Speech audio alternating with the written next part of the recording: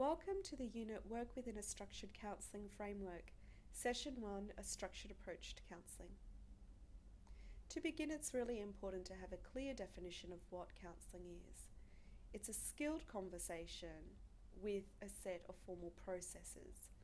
Counselling strategies are used by the counsellor to assess a client's presentation and their needs, and this informs the intervention in working with a client to ensure that it meets the client's counselling goals.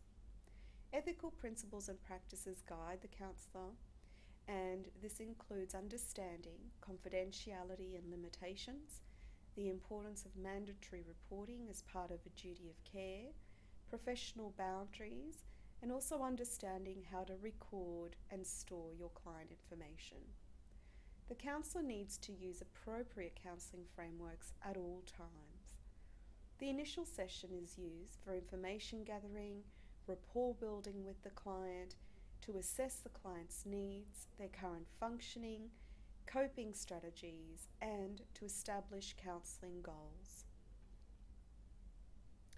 A structured approach to counselling is important in that it informs the client of what to expect in the counselling process, but also, most importantly, it provides psychological safety for the client.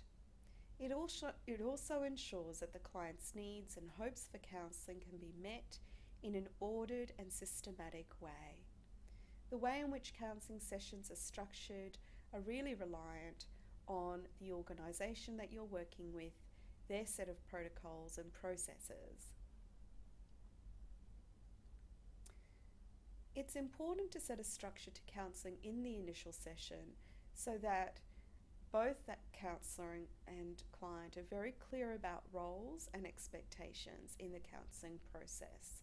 So factors to consider include the meeting space, so how you set up the actual counselling room, the length of the counselling session, and generally 50 or 60-minute sessions are used, the frequency of sessions, whether you're meeting your client weekly, fortnightly, or monthly, when you will meet, and generally it's recommended for the purposes of continuity that counselling appointments are made at the same time, same day every week.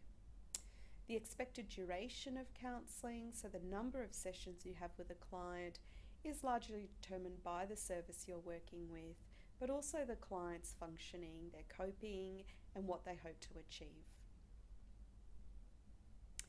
The counselling space is a way of self-disclosing for the counsellor. It's a way of conveying to your client your professionalism, credibility, and level of trustworthiness. So it's very important to have a layout that is conducive to this. The counselling room needs to be comfortable and appropriately arranged, so you may need to consider confidentiality and how you minimise any outside distractions, provide comfortable seating, ventilation and light. It's also important to position the client and counsellor chairs in a way where eye contact is maintained, but at no time you're intruding on the client's personal space. Any interruptions to the counselling need to be minimised. However, if they do occur, it's about managing them well and conveying to your client that you have their full attention and that they are your priority at all times. This is an example of an appropriate room layout. If you note, there's soft lighting, it conveys professionalism, and yet there's an element of warmth.